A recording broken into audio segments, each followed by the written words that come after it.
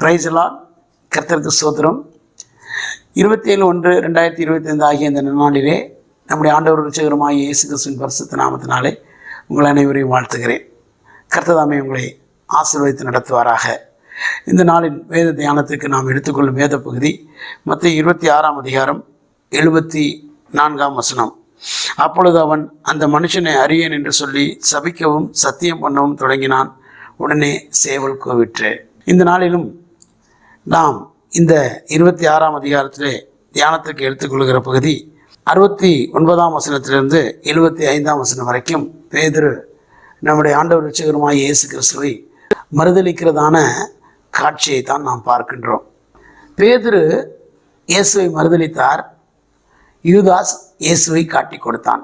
பேதுரு மனம் கசந்து அழுதார், யூதாஸும் மனம் கசந்து அழுதான். ஆனால் இன்றைக்கு ஒட்டுமொத்த உலகம் யூதாஸோடு சேர்த்து பேதுருவையும் கண்டனம் செய்து கொண்டிருக்கிறது. பார்க்கும்போது பேதுரு நிலை பரிதாபத்துக்குரியதாக இருக்கிறது. ஆனால் அதே பேதுரு தான் பிரதான அப்போஸ்தலனாகவும் அநேகரை இரட்சிப்புக்குள் நடத்துகிற சபை தலைவனாகவும் கர்த்தரால் உயர்த்தப்பட்டான். நாம் இந்த உலகம் பார்க்கிற விதமாக பேதுருவை பார்க்காமல் சற்று வித்தியாசமாக பேதுருவை பார்க்கலாம் என்று சொல்லி நான் யோசிக்கின்றேன். அது ஒரு கடினமான சூழ்நிலை. இயேசு கிறிஸ்து அந்த ட்ரையலில் சனகரிம் நீதிமன்றத்தில் நின்றது ஒரு கடினமான சூழ்நிலை. கெத்சேமனி தோட்டத்திலிருந்து அவரை பிடித்து கொண்டு போகிறார்கள். ராத்திரி நேரம்.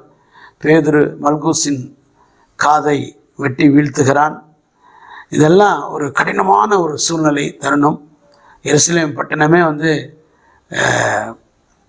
அல்லோலகலப்பட்டு கொண்டிருக்கிறதான ஒரு நேரம். அது எல்லாருக்கும் பயம், சீடர்களுக்கெல்லாம் பயம். எல்லாம் ஓடி போயிட்டாங்க, தெரிச்சு ஓடி போயிட்டாங்க.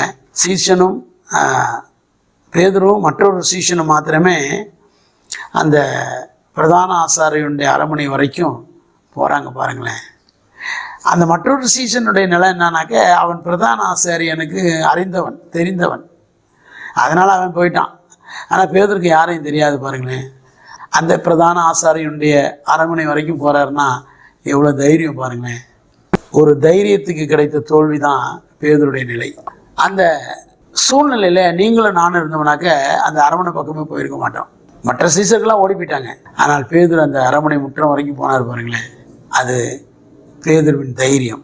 அந்த தைரியம் எதனால் வந்துச்சுன்னா, அவர் இயேசு கிறிஸ்துவின் மேல் வைத்திருந்த ஒரு மாறாத அன்பினாலே வந்தது. இரண்டாவது காரியம், 3 முறை அவர் அடையாளம் காணப்படுகிறார். இவன் இயேசுவோடு கூட இருந்தவன் என்று சொல்லி. ஒரு தடவை அடையாளம் காணப்பட்ட போதே இவர் என்ன செஞ்சிருக்கணும், மாட்டணும்டா நம்ம அப்படின்னு சொல்லிட்டு வெளியே ஓடி வந்திருக்கணும் இல்லையா? ஆனால் வரல. பாருங்க, அதே இடத்துலையே அவர் இருக்கிறார். காரணம், அவர் இயேசுவின் மேல் வைத்திருந்த அன்பு.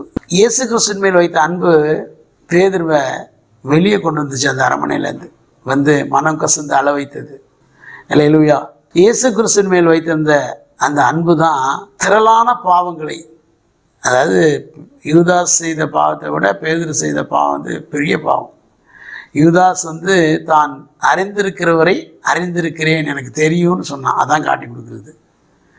ஆனால் பேதுரு தான் அறிந்திருக்கிறவரை எனக்கு தெரியாதுன்னு சொல்லிட்டார். பாருங்களேன், ரெண்டையும் கம்பேர் பண்ணி பார்க்குறப்ப பேதுருடைய பாவம் தான் பெரிய பாவம்.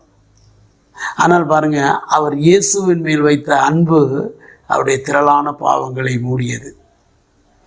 அப்போ இந்த காரியங்களெல்லாம் நம்ம சற்று அனலைஸ் பண்ணி பார்க்குறப்ப பேதுரு ஒரு கோழை இல்லை, அவர் இயேசு கிறிஸ்துவின் மேல் வைத்திருந்த அன்பினாலே ஆட்கொள்ளப்பட்டதினாலே தான் இப்படிப்பட்ட ஒரு நிலை வந்தது.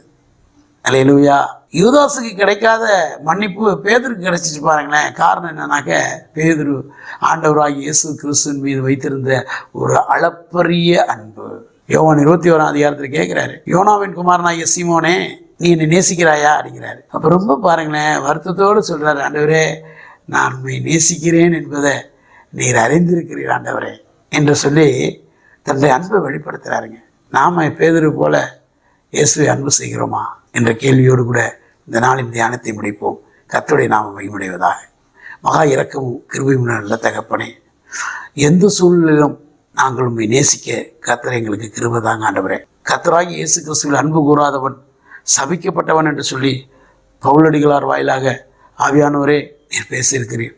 நாங்கள் சபிக்கப்பட்டவர்களாக காணப்படக்கூடாதபடிக்கு உம்மை நாங்கள் உண்மையாய் நேசித்து உம்மை பின்பற்ற கர்த்தர் எங்களுக்கு உதவி செய்யுங்க. இயேசுவின் நாமத்தினாலே பிதாவே, ஆமென்.